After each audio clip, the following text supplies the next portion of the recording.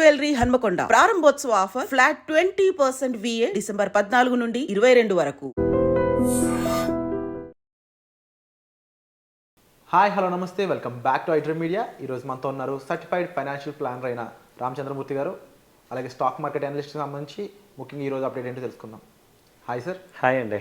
Sir, right now market situation ఒకసారి చెప్తాను. And ముఖ్యంగా సెన్సెక్స్ వచ్చేసి -1176 పాయింట్స్తో 78,041 దగ్గర ఉంది.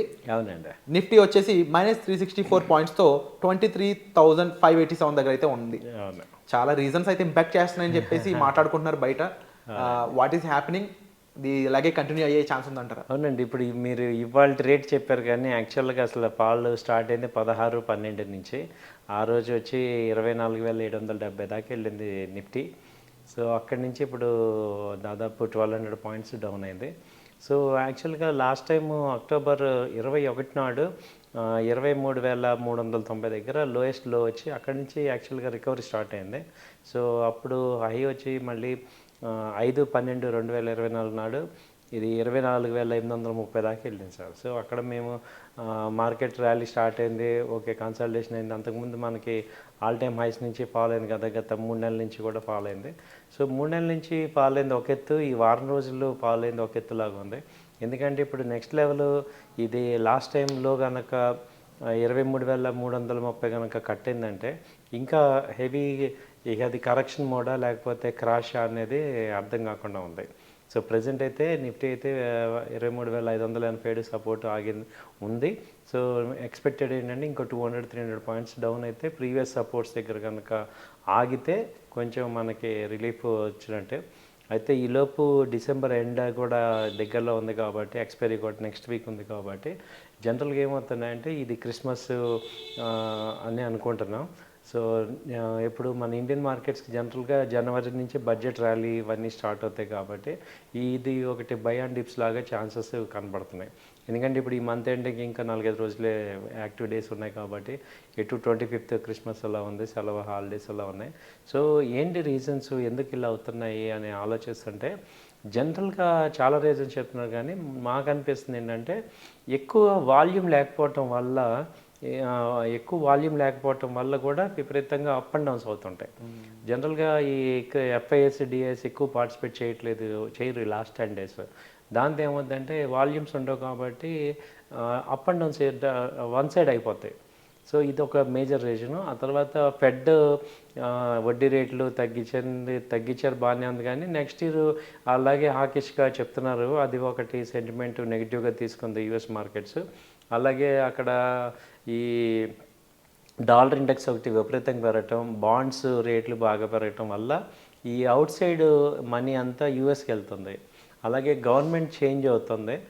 అందులో రిపబ్లికన్స్ నుంచి డెమోక్రాట్స్ నుంచి రిపబ్లికన్స్కి పార్టీ గవర్నమెంట్ చేంజ్ అవడంతో వాళ్ళ ఒపీనియన్స్ థింకింగ్ అంతా కూడా మారుతున్నాయి కాబట్టి జనరల్గా గ్లోబల్ మొత్తం కొంచెం అన్సర్టనిటీ ఉంటుంది.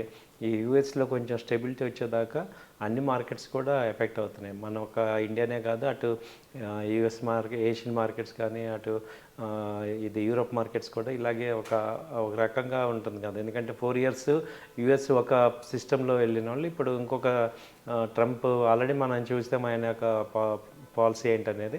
సో అలాంటి యాక్టివ్గా ఉంటారు కాబట్టి ఆయనవి అడ్జస్ట్ అవ్వటానికి కొంచెం టైం తీసుకుంటుంది వరల్డ్ అంతా కూడా. అది కాకుండా ఇంకా మళ్ళీ వార్స్ అలాగే కంటిన్యూ అవుతున్నాయి.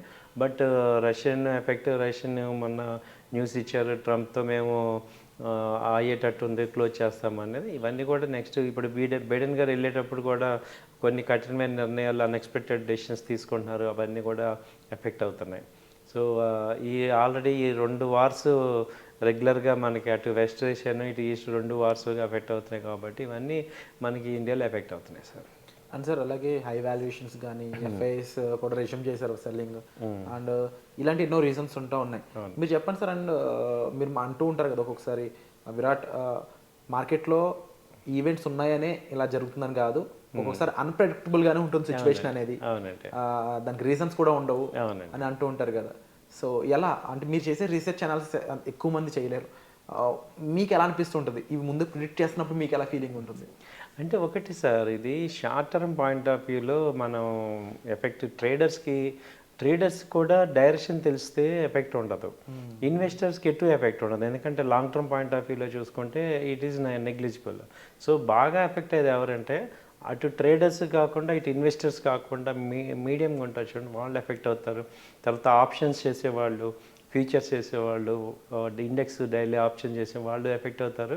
సో వాళ్ళందరికీ మేము రెగ్యులర్ చెప్పేది ఆ నాలెడ్జ్ పెంచుకోవటం వల్లే మనం ఇందులో మార్కెట్లో సస్టైన్ అవుతాం. సో వాళ్ళని ఏంటంటే ఇది ఒక పెద్ద సముద్రం, ఇది ఏం లేకుండానే తుఫాన్లు ఇవన్నీ వస్తూ ఉంటాయి. కాబట్టి స్టాక్ మార్కెట్ అనేది అన్సర్టనిటీ దీన్ని మనం యాక్సెప్ట్ చేసి దీన్ని ఎలా డీల్ చేయాలనేది మనం నేర్చుకోవాలి. ఇప్పుడు ఇవాళ ట్రంప్ ఎఫెక్ట్ అవ్వచ్చు, రేపు ఇంకోటి అవ్వచ్చు, ఎల్లుండి ఇంకోటి అవ్వచ్చు, ఏదో ఒకటి జరుగుతూనే ఉంటాయి. ఎవ్రీ మంత్ మినిమం 3 days ఇలాంటి రోజులు ఉంటాయి సార్. అలాగే 1 year చూసుకుంటే మేము చూసిన 1 yearలో కనీసం ఒక 20 రోజులు ఇలాంటి బ్లాక్ డేస్ ఉంటాయి. బట్ ఓవరాల్గా చూస్తే ఏమైంది, మనం ఇప్పుడు లాస్ట్ 3 years నుంచి చూసుకుంటే 3 years బ్యాక్ ఉన్న సెన్సెక్స్కి ఇవాళ సెన్సెక్స్ ఎప్పుడు హై అవుతూనే ఉంటుంది.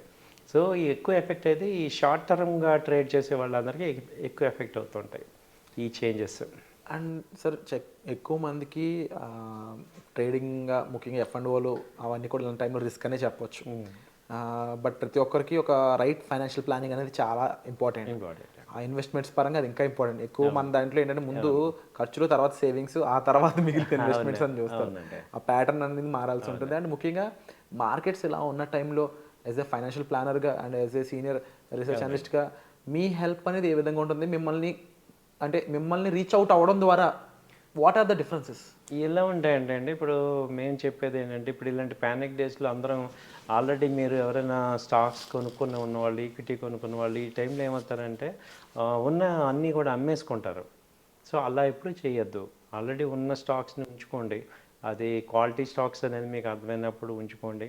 అలా కాకుండా ఇప్పుడు నేను అన్క్వాలిటీ స్టాక్స్ కనుక తీసుకుని ఉంటే ఇప్పుడు ఇలాంటి వాటిల్లో ఏమవుతుందంటే అక్కడ వాటి నుంచి ఎగ్జిట్ అయ్యి మంచి క్వాలిటీ స్టాక్స్లోకి ఎంటర్ అవ్వచ్చు.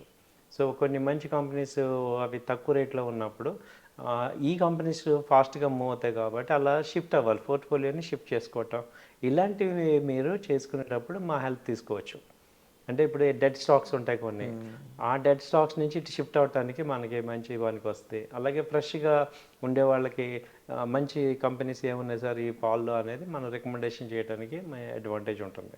సో ఏదైనా ఏంటంటే మనం ఈ మార్కెట్లో ఒక మెంటర్షిప్ లాగా ఉన్న వాళ్ళ దగ్గర నుంచి మీరు అడ్వైస్ తీసుకోవడం ద్వారా మీరు ఇలాంటి మిస్టేక్స్ జరగకుండా ఫాస్ట్గా గ్రో అవుతాం. ఇది మన అడ్వాంటేజ్. అండ్ తప్పకుండా స్టాక్ మార్కెట్లో మనీ ఎర్న్ చేయడం కంటే ముందు నష్టపోకుండా ఉండడం ఎలాగో అనేది తెలుసుకోవడం చాలా ఇంపార్టెంట్. అలా తెలుసుకోవాలనుకుంటే ఒక సీనియర్ ప్రొఫెషనల్ ద్వారానే మీకు అది పాసిబిలిటీ ఉంటుంది. సో అలాంటి విషయాల్లో రామచంద్రమూర్తి గారికి ఎంతో ఎక్స్పీరియన్స్ ఉంది. రైట్ స్టాక్ని ఎంచుకోవడం అయి ఉండొచ్చు, మీ ఫైనాన్షియల్స్ని మేనేజ్ చేసుకోవడం అయి ఉండొచ్చు, మీ యొక్క గోల్ సెట్టింగ్కి ఎటువంటి ఫైనాన్షియల్ ప్లానింగ్ చేసుకోవాలని ఉండొచ్చు. ఇలా ఎన్నో విషయాలపై మీకు అవగాహన కావాలి, ఒక క్లారిటీ కావాలి. మీ ఫైనాన్షియల్ ప్లానింగ్లో మీరు బడ్జెటింగ్ ఎలా చేసుకుంటున్నారు, ఎక్కడ ఇన్వెస్ట్ చేస్తున్నారు, వాటిలో ఏమన్నా చేంజెస్ చేయాల్సి ఉందా, ఇలాంటి ఎన్నో విషయాలపై మీకు అవేర్నెస్ క్రియేట్ చేస్తూ సార్ పర్సనల్ అపాయింట్మెంట్స్ అనేవి ప్రొవైడ్ చేస్తూ ఉన్నారు. మీరు డిస్ప్లే అవుతున్న నెంబర్స్ కాల్ చేసి డైరెక్ట్గా సార్తోనే మాట్లాడవచ్చు. Thank you so much sir. Thank you అండి, నమస్తే.